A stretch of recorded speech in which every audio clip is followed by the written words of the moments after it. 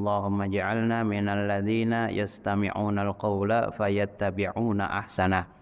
Ya, tata cara setan memperdaya kepada ulama-ulama su. Ya, ulama su itu adalah ulama yang dikatakan oleh Nabi Shallallahu Alaihi Wasallam yang lebih ditakutkan daripada Dajjal. Ya, dikatakan di dalam satu hadisnya, la ana min ghairi dajjali akhwafu alaikum minad dajjal. Ya, sungguh aku ini, kata Nabi, dari selain Dajjal lebih aku takutkan daripada Dajjal.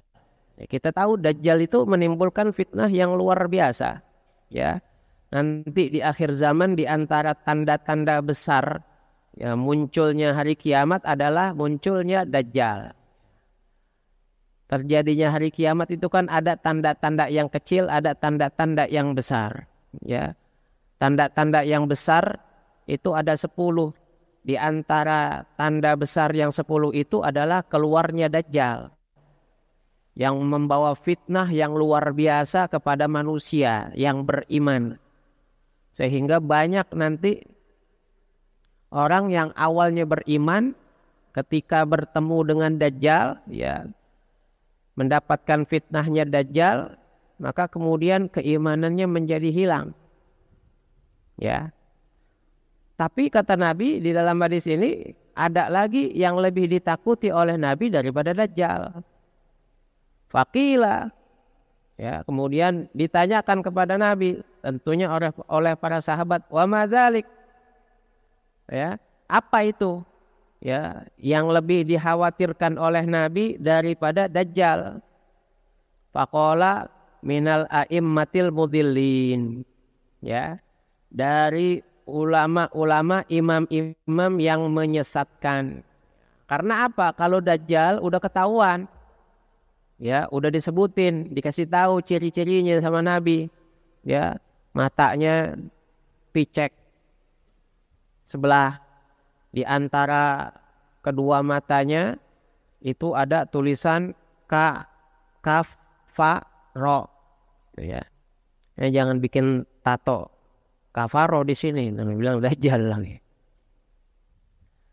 Ya, tanda-tandanya udah disebutin, sehingga ya mudah-mudahan sih kita nggak sampai ketemu sama Dajjal gitu ya, karena fitnahnya luar biasa. Tapi seandainya ada orang yang ketemu sama Dajjal, itu udah disebutin ciri-cirinya. Ya, sementara ini yang dikhawatirkan oleh Nabi adalah orang-orang yang secara fisik, casingnya, ya, tampilan luarnya yang dilihat oleh orang, ini adalah orang-orang yang membawa kepada kebaikan dan kebenaran, tetapi ternyata dia menjerumuskan. Makanya lebih berbahaya lagi, ya, lebih berbahaya lagi. Nah, ada ulama-ulama yang seperti ini. Kenapa mereka bisa seperti itu? Ini karena mereka terperangkap, ya, masuk ke dalam perangkapnya setan, iblis, ya, ya. Hatta aradahum limaqtillah wa sakhatih atau wasuhtih, sehingga Dajjal itu menjerumuskan mereka, setan itu menjerumuskan mereka kepada laknat dan murkanya Allah Subhanahu wa taala. Ya. Kenapa ulama-ulama su itu masuk ke dalam murkanya Allah Subhanahu wa taala? Haitsu ishtarawud dunya biddin.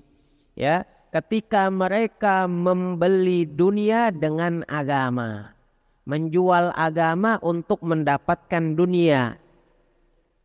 Ya.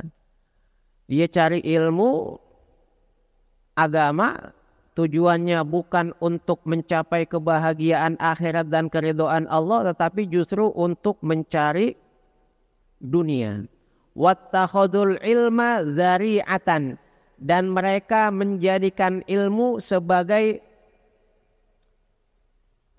sarana, ya, sebagai sarana, perantara, sebagai perantara, wa wasilatan, dan sarana ila akhdhi amwalis salatin, ya, kepada atau untuk mengambil hartanya para penguasa. Dia jadi penjilat, datengin penguasa. Makanya kata Imam Ghazali, ulama kalau udah masuk ke istana raja, maka itu ulama udah nggak benar. Ya, kalau tujuannya untuk memperkaya diri. Makanya tadi saya bilang nih, kita jangan asal nunjuk.